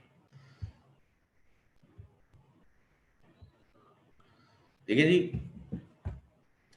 अब हम बात करते हैं पार्टनरशिप डीड की, ठीक है। The document in which the respective rights and obligation of the partners of the members of a partnership are set forth is called a partnership deed. वो डॉक्यूमेंट जिसमें पार्टनरशिप के तमाम राइट्स, पार्टनर्स के तमाम rights and obligations लिखी हुई हों, उसको हम कहते हैं कि ये जो है वो पार्टनरशिप डीड है, ठीक है, जिसमें तमाम राइट्स एंड ऑब्लिगेशन मेंशन हो तमाम पार्टनर्स की, वो हम कहते हैं कि ये एक पार्टनरशिप डीड है। It should be drafted with care and signed by all partners. It must be stamped in accordance with the Pakistan Stamp Act. Each partner should have a copy of the deed. The firm should be registered and copy of the deed should be filed at the time of registration with registrar of the firms, because in the absence of such registration, partner cannot enforce the conditions laid down in the deed through court of law. देखिए आसान सी बात है कि जिस document पे तमाम rights and obligation लिखी हुई होती है भाई वो कहलाता है पार्टनरशिप डीड, और इसको एक स्टैम्प पेपर में बनाना होता है, तो स्टैम्प वैल्यू वगैरह भी आपने कंसीडर करनी होती है। और इसके अलावा ये तमाम पार्टनर साइन करते हैं और हर पार्टनर के पास एक एक कॉपी होती है। ना सिर्फ पार्टनर्स के पास कॉपी होगी, बल्कि जब आप फर्म को रजिस्टर्ड कराएंगे तो जो रजिस्ट्रार होगा फर्म का, उसके पास भी आप एक कॉपी जमा कराएंगे ले जाके, ठीक है, क्योंकि आप उसके पास कॉपी जमा कराएंगे तो कल को आपके बीच में कोई मसला होता है तो ही आप बाय कोर्ट ऑफ लॉ उसको इन्फोर्स करा सकते हैं। तो ये बात है पार्टनरशिप डीड की। अब इसके अंदर क्या क्या एलिमेंट्स नॉर्मली मौजूद होते हैं वो हम देख लेते हैं। The deed should cover the following points. देखिए ये तो वो पॉइंट्स हैं जो डीड को लाजमी तौर पे कवर करने ही करने। पहला, name of the firm and name of the addresses of partners who composed it. तमाम पार्ट, सबसे पहले तो बिजनेस का नाम, फिर इसके अलावा जो भी पार्टनर्स हैं उनके नाम, उनके एड्रेसेस वगैरह पर्टिकुलर्स जो होते हैं, nature of business and the town and place where it be carried on. Nature क्या है बिजनेस की, क्या बना रहे हैं, ठीक है, नेचर उनकी क्या होती है आपस में, मैन्युफैक्चरिंग या मर्चेंडाइजिंग, जो भी उसकी नेचर है वो, ठीक है, कहाँ पे खोला है आपने बिजनेस, ठीक है, वो भी मेंशन करना जरूरी है। Date of commencement of partnership, कब से पार्टनरशिप स्टार्ट हुई है आपकी आपस में, वो भी लिखना है। द ड्यूरेशन ऑफ पार्टनरशिप देखिए ये बात ये है कि बाद पार्टनरशिप होती है जो हम एक खास टास्क के लिए करते हैं कि 3 साल के लिए कायम हुई है तो हम लिख देंगे 3 साल। कुछ होती है पार्टनरशिप जो विल पे होती है आपकी, जब तक आप चाहेंगे तब तक करेंगे, जब तक आप नहीं चाहेंगे तब तक आप उसको खत्म कर सकते हैं किसी भी वक्त जब आप चाहें। लेकिन कुछ होती हैं जो एक पर्टिकुलर टाइम पीरियड के लिए होती हैं कि 3 साल, 4 साल, 10 साल हमने पार्टनरशिप रखनी है। फिर the amount of capital to be contributed by each partner and the methods of raising finance in future if so required। Amount of capital her partner ने जो इन्वेस्ट किया है, दूसरा फाइनेंस रेस करने के भी मेथड लिखने के, फ्यूचर में अगर आपको जरूरत पड़ती है तो आप नया पार्टनर एडमिट करेंगे या एग्जिस्टिंग पार्टनर से भी आप कह सकते हैं कि आप इन्वेस्ट करें या आप लोन वगैरह की तरफ भी जाएंगे, जितने चाहे ऑप्शंस आप उसमें मेंशन कर सकते हैं। आप लोगों के बीच पांचवा है ratio of sharing profits and losses. Profit और लॉस शेयरिंग रेशियो क्या है आपस में, क्योंकि लाजमी बात है एक से ज्यादा मालिक है तो शेयर तो लेंगे आपस में, तो उनके आपस में प्रॉफिट शेयरिंग रेशियोज क्या है। इंटरेस्ट और partners capital, partner loan and interest if any to be charge on drawings. देखिए ये बड़े काम का पॉइंट है, थोड़ा सा अकाउंटिंग से भी लिंक है। और आपकी पार्टनर्स नॉर्मली क्या करते हैं, देखिए फॉर एग्जाम्पल मेरी तनख्वाह अगर 3 लाख रुपए और मैंने बैंक में पैसा रखा हुआ है, ठीक है, बैंक में भी पैसा रखा है, वहां से ही मुझे 10% इंटरेस्ट आता है। मेरे पास 2 लोग आते हैं, मेरे दोस्त कहते हैं कि यार पार्टनरशिप बिजनेस करते हैं। अब मैंने कहा चलो ठीक है बिजनेस करते हैं, तो बिजनेस में एक कैपिटल तो मैं लगाऊंगा। तो देखिए जब मैं कैपिटल लगाऊंगा ना तो सबसे पहले मेरे माइंड में आएगा कि यार ये जब बिजनेस में कैपिटल नहीं लगाया, मैंने बैंक में रखा हुआ है, तो मुझे 10% इंटरेस्ट मिल रहा है, ठीक है, आज मैं इसको उठा के बिजनेस में लगा रहा हूँ, तो बिजनेस मुझे ठीक है प्रॉफिट होगा होगा नहीं होगा, लेकिन मैं अपनी इन्वेस्टमेंट को तो लगा रहा हूं ना, 10% यहां से लॉस तो कर रहा हूं अपना। तो इसीलिए इंटरेस्ट ऑन पार्टनर कैपिटल भी डिसाइड होता है कि पार्टनर्स इंटरेस्ट भी ले रहे होते हैं अक्सर कैपिटल पे, कि जो बिजनेस में पैसा लगा है क्योंकि वो उन्होंने कहीं और से निकाल के लगाया है, तो वो वाला जो पैसा है वो भी ले रहे होते हैं। इसी तरह जब आपने अकाउंटिंग में पढ़ा होगा या आप पढ़ेंगे इंटर वगैरह में, वहां पे पार्टनर अपनी जब इनकम बांटते हैं तो वो सैलरीज भी देखते हैं, वो सैलरी भी ले रहे होते हैं बहुत से पार्टनर। वो कहते हैं नहीं यार देखो मैं हूं, मेरी 3 लाख रुपए यहाँ तनख्वाह थी, अब तुम कह रहे हो मैं बिजनेस करूं तुम्हारे साथ मिलकर, तो यार देखो मैं 3 लाख रुपए महीना कमाता था, आज मैं तुम्हारे साथ बिजनेस करूंगा तो मुझे 3 लाख भी चाहिए सैलरी, ठीक है, उसके बाद तुम देखना प्रॉफिट क्या हो रहा है। क्योंकि देखिए ना, अगर मुझे फॉर एग्जाम्पल मैंने 10 लाख रुपए बैंक में रखे हुए थे, ठीक है, मैंने कितने पैसे बैंक में रखे हुए थे? 10 लाख। मुझे साल का 1 लाख रुपए जो है वो प्रॉफिट मिल जाता था उसमें, 10%। ठीक है, मंथली कर लेते हैं। मंथली आपके पास तकरीबन अराउंड 8,500 रुपए मेरे पास मंथली मुझे प्रॉफिट उस पर मिल रहा था। अब मुझे एक बात बताएं, मुझे 8,500 रुपए वहां से प्रॉफिट मिल रहा था, 3 लाख रुपए मेरी तनख्वाह थी। ठीक है, मैं जॉब कर रहा था। आज आप मुझे कहते हैं कि मैं जो हूँ वो आपके साथ बिजनेस करना शुरू हो जाऊं। ठीक है, अगर हम ये सब ना करें कि कैपिटल पे इंटरेस्ट या सैलरी वगैरह डिसाइड ना करें, फॉर एग्जांपल बिजनेस का प्रॉफिट हुआ, तो बिजनेस का जब प्रॉफिट हुआ तो वो प्रॉफिट शेयरिंग मेरे हिस्से में आ रही है 2.5 लाख रुपए। तो अब मुझे एक बात बताएं, क्या मुझे नुकसान नहीं हो रहा? मैं जब जॉब करता था 3 लाख मुझे वहां से मिलते थे, 8,500 बैंक से मिलते थे। तो अब यहां से कितने मिल रहे हैं? 2.5 लाख। तो ये तो मुझे नुकसान हो रहा है। इसीलिए हम क्या करते हैं, हम कहते हैं नहीं यार, पार्टनरशिप में आपके साथ करता हूँ ठीक है, लेकिन कुछ एक इंटरेस्ट रेट डिसाइड करते हैं जो हम कैपिटल पे लगा मिलेगा हमें। ठीक है, उसके अलावा सैलरीज वगैरह भी अक्सर पार्टनर्स जो है वो डिसाइड करते हैं आपस में। ठीक है, इसी तरह अगर कोई पार्टनर फर्म को लोन दे रहा है अपनी जेब से, कैपिटल नहीं लगा रहा, लोन प्रोवाइड कर रहा है, तो उस पर क्या इंटरेस्ट रेट होगा ये भी डिसाइड कर लेते हैं इसी में, डीड में। फिर ये भी बात है कि पार्टनर ड्राइंग भी करता है। आपको पता है कि ऑनर भी ड्राइंग करता है कि इन एंटिसिपेशन ऑफ प्रॉफिट क्या करता है, वो पैसे निकालता रहता है। ठीक है, क्योंकि प्रॉफिट तो आपका पीरियड एंड में होगा, तब तक आप कैसे करेंगे? तो आप क्या करते हैं, ड्राइंग भी कर लेते हैं। तो ड्राइंग पे भी बाज़ औक़ात पार्टनरशिप में इंटरेस्ट लग रहा होता है। क्यों? क्योंकि देखिए, अगर वो पैसा आप बिजनेस से नहीं निकाल के घर लेके जाते, आप बिजनेस में ही लगा के रखते, तो वो पैसा मजीद पैसे जनरेट करता। यही होता है ना, पैसा से पैसा जनरेट होता है ना। तो क्योंकि आपने उसको निकाल लिया, बिजनेस से हटा दिया, तो जरूरी है कि अब हम उस पर इंटरेस्ट रेट भी चार्ज करेंगे। तो बाद औक़ात इस तरह के एलिमेंट्स डीड में होने चाहिए कि अगर पार्टनर कैपिटल लगा रहा है उस पर क्या इंटरेस्ट है, पार्टनर लोन दे रहा है उस पर क्या इंटरेस्ट है, और अगर पार्टनर ड्राइंग कर रहा है तो फिर पार्टनर कितना इंटरेस्ट पे करेगा। अब ये बिजनेस पे नहीं करेगा, ये पार्टनर पे करेगा। फिर जो इसके बाद पॉइंट है वो ऑलरेडी मैं समझा चुका हूँ, सैलरी कमीशन, कि अगर किसी पार्टनर की आपने सैलरी या कमीशन वगैरह डिसाइड किया है तो वो कितना है वो भी आपने मेंशन करना है। फिर the method of preparing accounts and arrangement for audit and safe custody of cash, ये भी चीज मेंशन करनी है कि मेथड क्या होगा अकाउंट्स प्रिपेयर करने का, ऑडिट अरेंजमेंट आप कैसे करेंगे, और फिर कैश वगैरह की सेफ कस्टडी के क्या प्रोसीजर है, कहाँ पे है, किसके पास है, कौन अथॉरिटी रखता है। ठीक है, फॉर एग्जाम्पल सिग्नेटरी कौन है, ये तमाम चीजें आपने मेंशन करनी है। फिर division of task and responsibility, अब ये वही आ गया कि पार्टनर्स की तमाम ड्यूटीज एंड लाइबिलिटीज क्या क्या है, किस पार्टनर का क्या क्या काम है और किस पार्टनर का क्या काम नहीं है, ये तमाम चीजें आपने मेंशन कर दी। फिर मजीद है rules to be followed in case of retirement, death and admission of a partner. देखें क्या रूल फॉलो होंगे जब कोई पार्टनर रिटायरमेंट ले ले या उसकी डेथ हो जाए या एक नया पार्टनर आप एडमिट कर रहे हो, तो ऐसी सूरत हाल में क्या रूल्स होंगे जिनको आपने फॉलो करना है कि पार्टनर के आने का प्रोसीजर क्या है, पार्टनर के जाने का प्रोसीजर क्या है, या उसका इंतकाल हो गया तो अब क्या प्रोसीजर मौजूद है। Expulsion of partner in case of breach of duty और फ्रॉड। देखिए एक्सपल्जन के मायने निकालना, ठीक है, कि किसी पार्टनर को आप बिजनेस से कैसे निकाल सकते हैं अगर वो कोई फ्रॉड करे या ब्रीच ऑफ ड्यूटी करे। इसके अलावा आप किसी को बैठे बैठे तो नहीं निकाल सकते। दो ही सूरत होती है, तो ब्रीच ऑफ ड्यूटी कर रहा हो या वो फ्रॉड कर रहा हो। तो ऐसी सूरत में क्या तरीकेकार है कि आप पार्टनर को किस तरह से निकालेंगे। ठीक है, फिर पॉइंट है, can a partner carry on a competing business or any other business whether competing or not?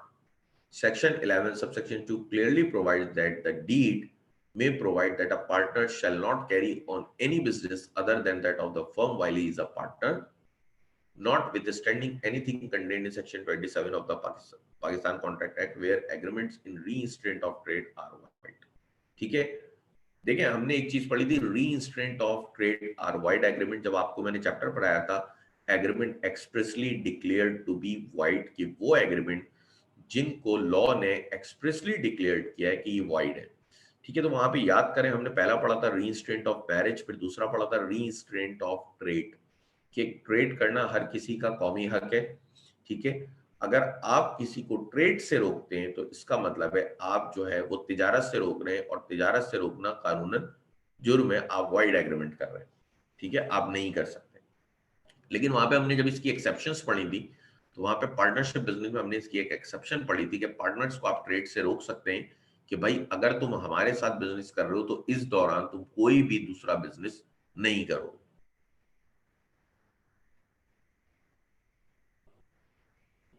ठीक है, कि जब तक तुम हमारे बिजनेस के पार्टनर हो तुम कोई भी दूसरा बिजनेस, सिमिलर बिजनेस या दूसरा भी कोई बिजनेस आप नहीं कर सकते। लॉ ने यहाँ पे अलाउ किया हुआ है, ये वहां हमने एक्सेप्शन में भी बात पढ़ी थी और यही बात इन्होंने लिखी है कि ये बेसिकली उसकी एक्सेप्शन है जो आपने रीइंस्टेट ऑफ ट्रेड पढ़ा था। फिर मजीद, the circumstances under which the partnership will stand dissolved, कि वो भी आपने मेंशन करना है कि वो क्या सर्कमस्टांसेस होंगे कि जिस पे हम बोलेंगे कि अब हमें पार्टनरशिप डिसॉल्व कर देनी चाहिए, अब हम मजीद बिजनेस को कैरी नहीं कर सकते, तो वो भी आपने लिखने। ठीक है, फिर arbitration in case of dispute among the partner. Arbitration क्या होगी अगर पार्टनर्स में डिस्प्यूट आ जाए। आर्बिट्रेशन बेसिकली होते हैं जो कोर्ट के बाहर मसले हल करते हैं। आप आर्बिट्रेटर अपॉइंट कर लेते हैं, आप कहते हैं कि जी फला शख्स के पास हम जाएंगे अगर हमारे बीच कोई डिस्प्यूट आता है। ठीक है, इस तरह का कोई भी अपॉइंटमेंट आप करते हैं और फिर वो साहब जो फैसला देंगे वही हम दोनों को मानना है। ठीक है, ऐसा कोई एग्रीमेंट करते हैं तो बेसिकली आप अपना आर्बिट्रेशन डिसाइड कर रहे हैं कि अगर कल को हम दोनों के बीच में कोई मसला आता है या हम पार्टनर्स के बीच में कोई डिस्प्यूट अराइज होता है तो फला साहब है या फला कंपनी है जो जो भी फैसला हमारे हक में करेगी, हम जिसके भी हक में करेगी हम उसी को फॉलो करेंगे। तो ये भी बड़ा जरूरी होता है कि arbitration case of dispute among the partners, के आपने आर्बिट्रेशन के बारे में लिखना है कि आपका प्लेस या जो भी है वो आर्बिट्रेशन का क्या हो। ठीक है, मजीद आगे पढ़े लिखा है, the term laid down in the deed may be varied by consent of all the partners and such consent may be express or may be employed by a course of dealings. ठीक है, कह रहे हैं कि जो भी terms and condition date की वो वेरी हो सकती है अगर तमाम पार्टनर्स का कंसेंट हो। अच्छा, वो कंसेंट एक्सप्रेस भी हो सकता है, इम्प्लाइड भी हो सकता है, लेकिन देखें यहाँ पे लिखा है all the partners, majority of partners से नहीं वेरी होगी, ऑल द पार्टनर्स। अगर सारे पार्टनर एग्री हैं तो हम इसको चेंज कर सकते हैं, मतलब लॉ ने यहाँ पे आपको रिलीफ दिया हुआ है। फिर मजीद हम चलते हैं इसमें आगे ड्यूरेशन ऑफ पार्टनरशिप की तरफ। ठीक है, यहां तक किसी को कुछ समझ में नहीं आया तो पूछ ले, वरना फिर मैं आगे बढ़ता हूं।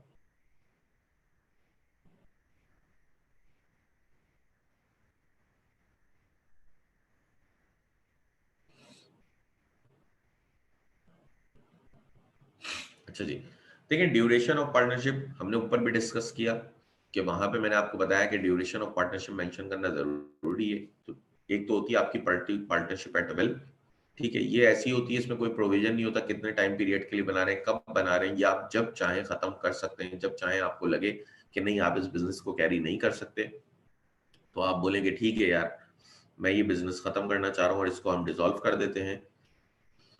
ये कहलाती है पार्टनरशिप एट विल, कि पार्टनर्स की मर्जी के ऊपर होता है, वो जब चाहे आपस में अपने रिलेशंस को एंड कर सकते हैं, वो बोल सकते हैं हाँ ठीक है इस पार्टनर्स को खत्म कर दो, तो ये कहलाती है पार्टनरशिप एट विल। दूसरी होती है पर्टिकुलर पार्टनरशिप जो फॉर एग्जांपल एक खास टाइम पीरियड या एक खास टास्क के लिए कम बनाई जाती है। ठीक है, जैसे कि देखिए मेरा partnership is form for a particular period for a specific venture for working a coal mine or producing a film, it is called a particular partnership. In such a case, the partnership is automatically dissolved at the expiry of the fixed term on the completion of the venture. Before such time, the partnership would not be dissolved unless all the partners agreed to do it.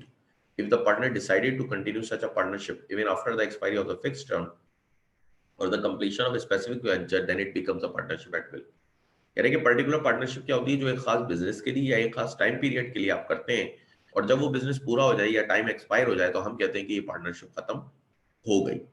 ठीक है, जब तक उसका time period खत्म ना हो या उसका बिजनेस का पर्पस पूरा ना हो तब तक ये पार्टनरशिप डिसॉल्व नहीं हो सकती जब तक के तमाम पार्टनर्स एग्री ना हो।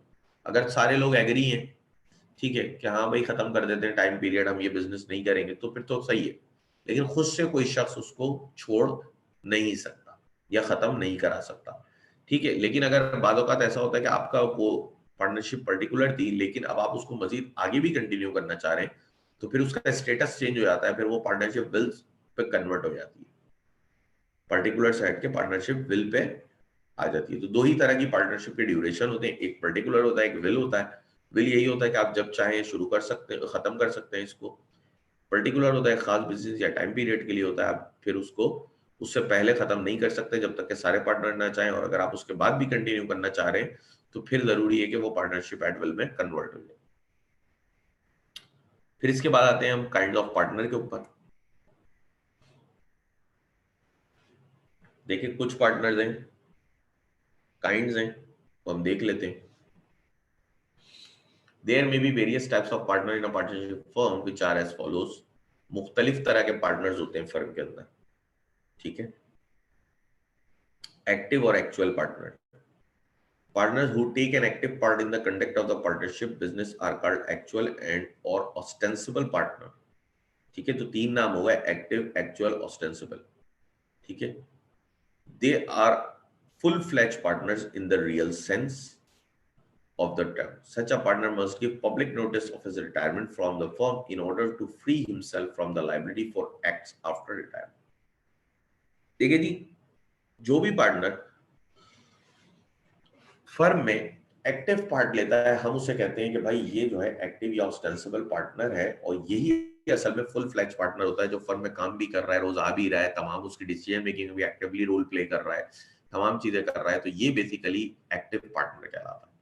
ठीक है, और जब ये पार्टनर फर्म से रिटायरमेंट लेता है ना, तो इसके लिए पब्लिक नोटिस बड़ा जरूरी होता है, क्योंकि ये पब्लिक नोटिस देगा तो फिर होगा क्या कि इसकी रिटायरमेंट के बाद वाले जो डेट्स होंगे ना, उसके लिए ये लायबल नहीं होगा। तो इसके लिए पब्लिक नोटिस देना बहुत जरूरी होता है एक्टिव या एक्चुअल पार्टनर के लिए। फिर दूसरा आपका होता है स्लीपिंग या डॉर्मेंट पार्टनर, कहते हैं, नाम से ही जाहिर है। Sometimes, however, there are persons who merely put in their capital, or even without capital, they may become partner and do not take active part in the conduct of the partnership business. They are known as sleeping or dormant partners. They do share profits and losses, usually less than proportionally, having a voice in management, but their relationship with the firm is not disclosed to the general public. They are liable to the third parties for all acts of the firm, just like an undisclosed principal. They are, however, not required to give public notice of their requirement from the retirement from the firm। देखिए, active partner की क्या example है? Active partner की वही example है, जो भी partner आपका फर्म में आ रहा है, डेली काम कर रहा है, सारी चीजें कर रहा है, आपने एक बिजनेस करा, आप उस बिजनेस में रोज जाते हैं, सारी पब्लिक रिलेशंस करते हैं, पब्लिक डीलिंग्स करते हैं, सारी चीजें कर रहे हैं, आप एक्टिव पार्टनर हैं, एक्टिवली रोल प्ले कर रहे हैं ना। ठीक है, एक्टिवली रोल प्ले कर रहे हैं, तो वो आपके एक्टिव पार्टनर हो गए। ठीक है,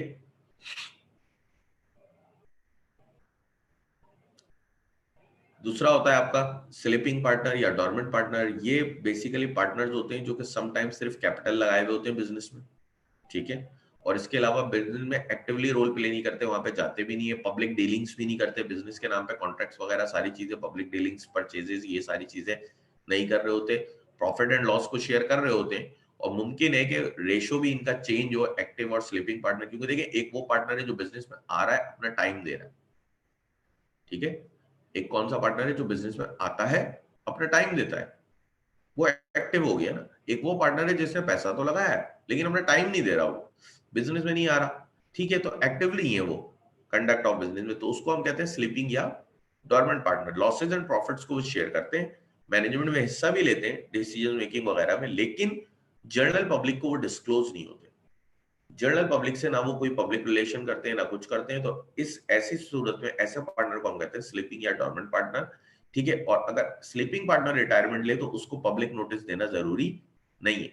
क्यों जरूरी नहीं है? क्योंकि वो पब्लिक से कभी मिला ही नहीं है, वो तो पब्लिक डीलिंग करता ही नहीं था ना, एक्टिव पार्टनर तो करता था। ठीक है, तो पब्लिक डीलिंग जब उसने कभी की ही नहीं, तो इसीलिए उसको पब्लिक नोटिस देना भी जरूरी नहीं है। फिर आपके बाद आते हैं silent partners. Those who by agreement with other partners have no voice in the management of the partnership business are called silent partners. They share profit and losses, are fully liable for the debts of the firm, and may take active part in the conduct of the business। देखिए, ये वो partner है जिसका decision making में कोई role नहीं है, बाकी सारी चीजें कर रहा है, एक्टिवली रोल भी प्ले कर रहा है, काम भी करता है, बिजनेस को टाइम भी देता है, प्रॉफिट लॉस भी शेयर कर रहा है, फर्म के डेट के लिए भी लायबल है, लेकिन डिसीजन मेकिंग में हिस्सा नहीं है। वो कोई भी वजह हो सकती है कि इसको क्या पता ये थोड़ा इनकॉम्पिटेंट हो, इसकी डिसीजन मेकिंग बहुत पुअर हो, इस वजह से इसके पार्टनर से इसका डिसाइड हुआ हो कि मैं डिसीजन मेकिंग में हिस्सा नहीं लूंगा, लेकिन ये है कि जो भी काम है वो सारे मैं करूंगा, मैं एक्टिवली करूंगा, टाइम भी दूंगा अपना बिजनेस को, सारी चीजें करूंगा, लेकिन डिसीजन मेकिंग में मेरा कोई हिस्सा नहीं। ठीक है। फिर अगला है partner in profits only. A partner who has stipulated with other partner that he will be entitled to a certain share of profits without being liable for the losses is known as a partners in profit only. देखिए, अब ये वो partner है जो सिर्फ और सिर्फ profit में हिस्सा लेगा। ठीक है, वो सिर्फ और सिर्फ प्रॉफिट में हिस्सा ले रहा है, लॉसेस से बोलता है कि मेरा कोई लेना देना नहीं है, मैं सिर्फ प्रॉफिट शेयरिंग लूंगा। ठीक है, ऐसे पार्टनर को हम कहते हैं पार्टनर्स इन प्रॉफिट्स ओनली। और ये रूल है पार्टनरशिप बिजनेस का कि अगर ऐसा पार्टनर हो जो सिर्फ प्रॉफिट्स में हिस्सा ले रहा हो, तो उसका मैनेजमेंट की डिसीजन मेकिंग में कोई हिस्सा नहीं हो। ठीक है, उसका मैनेजमेंट की डिसीजन मेकिंग में कोई हिस्सा नहीं होगा, कोई एक्टिव रोल वो मैनेजमेंट डिसीजन मेकिंग में प्ले नहीं करेगा। For example, management decision making है ना, आपके पास दो प्रपोजल आए। ठीक है, एक बिजनेस कराची से आया, एक बिजनेस लाहौर से आया, आपने डिसीजन लेना है कि हम कौन से वाले बिजनेस को एंटरटेन करेंगे। ये हुआ ना डिसीजन, इसमें इसका कोई रोल नहीं है, क्योंकि ये पार्टनर इन प्रॉफिट ओनली है, लॉसेस से इसका लेना देना है नहीं। जब लॉसेस से लेना देना नहीं है, इसीलिए लॉ ने कहा है कि अगर तुम पार्टनर इन प्रॉफिट बनते हो तो फिर तुम डिसीजन मेकिंग में पार्ट नहीं लोगे। और एक और बात याद रखना कि ठीक है तुम पार्टनर इन प्रॉफिट तो हो, लेकिन बिजनेस में तुम्हारी लाइबिलिटी भी अनलिमिटेड ही है, कि अगर थर्ड पार्टी को ये पार्टनर बिजनेस पैसे नहीं दे पाया तो तुम्हारी भी पर्सनल प्रॉपर्टी यूज होगी, भले तुम पार्टनर इन प्रॉफिट हो। ठीक है, तो दो तीन बातें हैं इसमें मोटी मोटी, एक तो ये प्रॉफिट शेयरिंग करता है, सिर्फ लॉसेस शेयर नहीं करता, और इसी वजह से इसका मैनेजमेंट में भी कोई डिसीजन मेकिंग में हिस्सा नहीं होता, और इसकी लाइबिलिटी भी एक अनलिमिटेड लाइबिलिटी। ठीक है,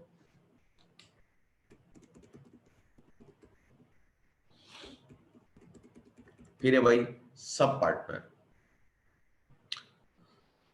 देखिए, when a partner agrees to share his share of profits in a partnership firm with an outsider, such an outsider is called a sub-partner. Such a sub-partner has no rights against the firm, nor he is liable for the debts of the firm. ये कैसा partner है कि एक partner ने अपने ही अंदर दूसरा partner appoint कर लिया कि अपना ही जो प्रॉफिट शेयर था, फॉर एग्जांपल एक बिजनेस था जिससे मुझे प्रॉफिट मिलता था 5 लाख रुपए, मेरा शेयर आता था, मैंने उसी में से 2.5 लाख अपने एक और दोस्त को देना शुरू करे, और मैंने कहा ये मेरा सब पार्टनर। ठीक है, किसी भी आउट, तो such a sub partner has no rights against the firm, उस सच सब पार्टनर के फर्म के ऊपर कोई राइट्स नहीं है, और ना ही वो फर्म के डेट के लिए लायबल है। ठीक है, उसकी फर्म की लायबिलिटी से भी कोई लेना देना नहीं है, और फर्म के ऊपर उसके कोई राइट भी नहीं। ये तो एक पार्टनर ने अपने अंडर में सब पार्टनर अपॉइंट किया है, और प्रॉफिट शेयर भी वो अपने ही हिस्से में से देता है, तो ना ही फर्म के अगेंस्ट में उसके कोई डेट है, ना ही उसकी कोई लायबिलिटी है। ठीक है जी, क्लियर है?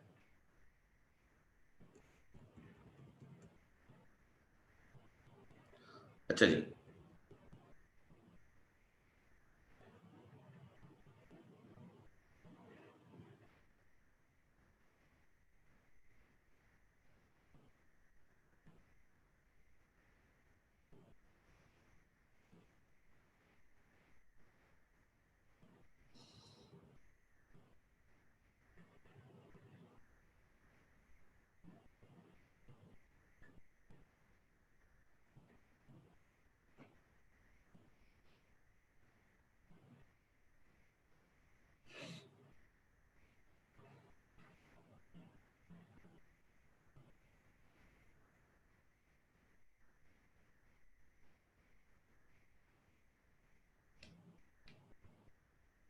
अच्छा एक क्वेश्चन है, ये स्ट्रेंजर है, फर्म के लिए वो स्ट्रेंजर है, आपके लिए सब पार्टनर है, फर्म से उसका कोई लेना देना नहीं है, फर्म के लिए वो एक स्ट्रेंजर ही है। अच्छा, अब लास्ट वाला डिस्कस कर लेते हैं हम लोग, पार्टनर बाय स्टॉपल और होल्डिंग आउट। आपको पता है स्टॉपल की, जब भी आप किसी फैक्ट से डिनाई कर रहे हो तो एक स्टॉपल प्रिंसिपल अप्लाई होता है, और आपको फैक्ट से डिनाई करने से रोक दिया जाता है और मना कर दिया जाता है। तो इसको थोड़ा सा डिटेल में देख लेते हैं कि ऐसा कौन सा पार्टनर है जो स्टॉपल या होल्डिंग आउट के थ्रू आपका पार्टनर बन जाता है। If a person represents to the outside world by words spoken or written or by his conduct or by lending his name that he is a partner in a certain partnership firm, he is then stopped from denying he is being a partner and is liable as a partner in the firm to anyone who has on the faith of such representation granted credit to the firm. देखिए, कोई भी शख्स अगर अपने आप को अपने तौर पे भले किसी भी फर्म का पार्टनर ठहराता है, ठीक है, और उसके इस रिप्रेजेंटेशन की बेस पे कोई भी शख्स क्रेडिट दे देता है फर्म को, तो वो उनको liable, for example mister A जो है उन्होंने जनाब मिस्टर क्यू को बोला कि मैं अली एंड सन्स में पार्टनर हूं। किसने बोला? मिस्टर ए ने मिस्टर क्यू को बोला कि मैं अली एंड सन्स में पार्टनर हूं, ठीक है, इतना बोला। क्यू ने कल को अली एंड सन्स को कर्जा दे दिया सिर्फ इस रिप्रेजेंटेशन की बेस पे ए की, तो आज ए जो है उस कर्जे के लिए लायबल होंगे स्टॉपल के थ्रू। क्या आपको लॉ इस बात से मुकरने नहीं देगा, क्योंकि आपकी इस रिप्रेजेंटेशन पे यकीन करते हुए क्यू ने फर्म को कर्जा दिया है, ठीक है। तो ऐसी सूरत हाल में भी आप पार्टनर बन जाते हैं।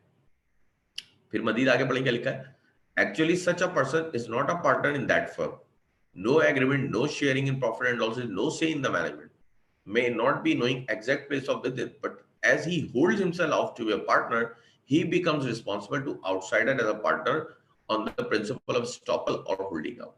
लॉ ने मजीद आगे खुद कह दिया कि ऐसा शख्स जो अपने आप को किसी फर्म का पार्टनर ठहराता है वो सही है कि देखिए ना ही उसका कोई मैनेजमेंट में हिस्सा है, ना कोई एग्रीमेंट है, ना कोई प्रॉफिट शेयरिंग है, लेकिन क्योंकि वो खुद से अपने आप को किसी का पार्टनर ठहरा रहा है और उसकी जबान के ऊपर अगले ने फर्म को कोई क्रेडिट वगैरह दे दिया, तो उसको फर्म बोलती है ये होल्डिंग आउट या स्टॉपल के थ्रू, सॉरी लॉ कहता है ये होल्डिंग आउट या स्टॉपल के थ्रू आपका पार्टनर है और ये लायबल हो गया उस डेट के लिए। जैसे कि मैंने एग्जांपल दी कि ए ने कहा कि मैं अली एंड सन्स का पार्टनर हूं क्यू को, क्यू ने उनके इस रिप्रेजेंटेशन पे भरोसा करके अली एंड सन्स को कर्जा दे दिया, तो उस कर्जे के लिए आज ए को लायबल ठहराया जाएगा कि आप इस फैक्ट से डिनाई नहीं कर सकते। मजीद आगे बढ़ेंगे, लिखा है it is for this reason that such a person is called a partner by estoppel or partner by holding out. He may also be called a quasi partner. इसको quasi भी पढ़ते हैं, quasi भी पढ़ते हैं, ठीक है। He may also be called as quasi partner, for he is not a partner in full implications of the term. Only in the eyes of outside world he is considered a partner. कह रहे हैं कि इसको quasi partner भी हम कह सकते हैं क्योंकि असल में तो ये पार्टनर नहीं है, लेकिन ये आउटसाइड वर्ल्ड में हमारा पार्टनर शो हो रहा है, ठीक है। तो इसको हम कॉसाई पार्टनर भी कह सकते हैं। अच्छा, कभी कभी नॉमिनल पार्टनर भी होते हैं जो कि बेसिकली अपना सिर्फ नाम दे देते हैं फर्म को, ठीक है।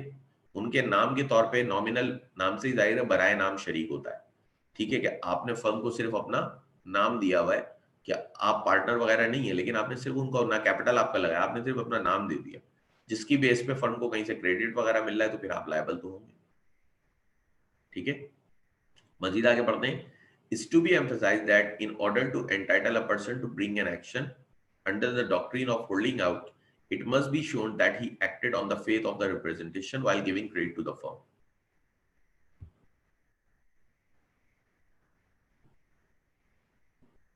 देखें, मैं आपको बताता हूं ना, पूरा वो पे करे ये जरूरी नहीं है, ठीक है, लेकिन वो लायबल होगा।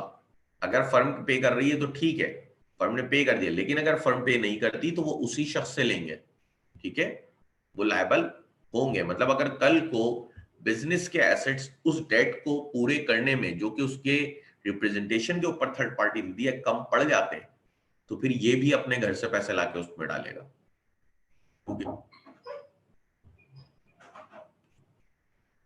ठीक है, क्योंकि इसी के रिप्रेजेंटेशन के ऊपर उस फर्म में पैसे दिए गए।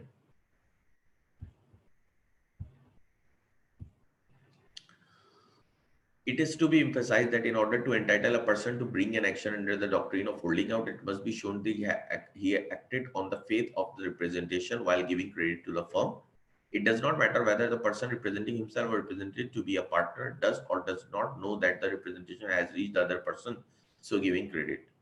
देखिए भाई, पहली बात इसमें मजीद लिखी हुई एक और बात बड़े काम की कि इस चीज को भी ध्यान में रखना है कि अगर कोई शख्स हम किसी को होल्डिंग आउट के थ्रू पार्टनर ठहरा रहे हैं या स्टॉपल के थ्रू ठहरा रहे हैं, तो ये भी जरूरी है कि जो भी शख्स कर्जा दे रहा है फर्म को, उसने उसकी रिप्रेजेंटेशन के ऊपर दिया, उसने उसकी रिप्रेजेंटेशन के ऊपर ही दिया। भले वो रिप्रेजेंटेशन उसको डायरेक्ट दी गई हो या वो रिप्रेजेंटेशन उसके थ्रू पहुंची हो। फॉर एग्जाम्पल, एक तो ये ना, ए ने क्यू को खुद बोला कि मैं अली एंड सन्स में पार्टनर हूं, और क्यू ने कर्जा दे दिया, ठीक है। ये वो रिप्रेजेंटेशन है जिसको क्यू ने खुद सुना और उसके ऊपर ही कर्जा दिया, लेकिन उनका बिलीफ यही था कि भाई ये पार्टनर है। एक क्या है कि ए सारे जहान में कहते फिरते हैं कि मैं जो हूं अली एंड सन्स का पार्टनर हूं, लेकिन दर हकीकत वो है नहीं।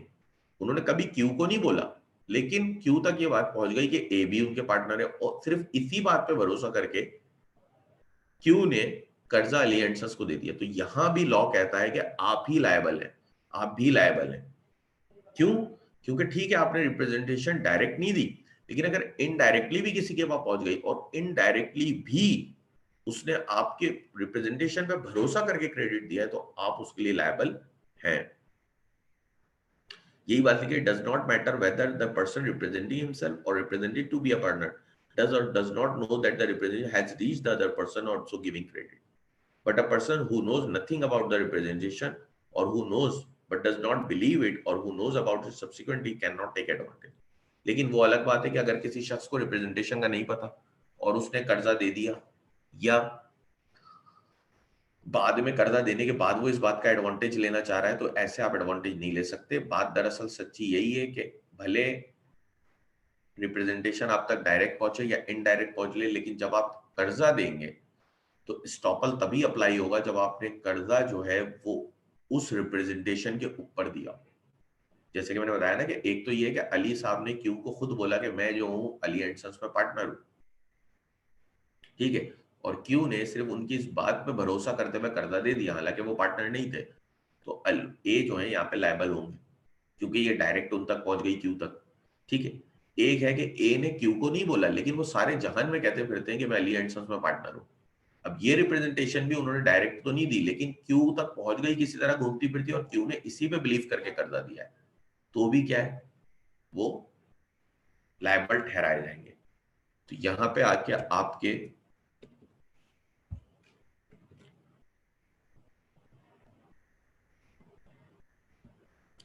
ये खत्म होते हैं। इसमें एक और पैरा लिखा हुआ है, it must be noted that the doctrine of holding out does not extend to make the estate or legal representative of a deceased partner, ठीक है। या ये जो पैरा है इसको हम नेक्स्ट क्लास के लिए रख देते हैं, क्योंकि अभी ये जो पार्टनर्स हैं ये यहाँ पे तो खत्म हो गए, लेकिन कुछ जो है भाई जबरदस्ती के खालिद महमूद चीमा साहब ने अपनी किताब में, जैसे मैंने आपको एक दफा कॉन्ट्रैक्ट एक्ट में भी चीजें बताई की हुई है, जूनियर पार्टनर, सीनियर पार्टनर, ठीक है, माइनर पार्टनर, तो ये भी मैं आपको पढ़ा दूंगा साथ में, ताकि आपको कल को ये ना हो, क्योंकि मैंने आपको पहले भी बताया कल की क्लास में हम इसको भी डिस्कस कर लेते हैं। ठीक है जी, यहीं तक रखते हैं इसको। अल्लाह हाफिज।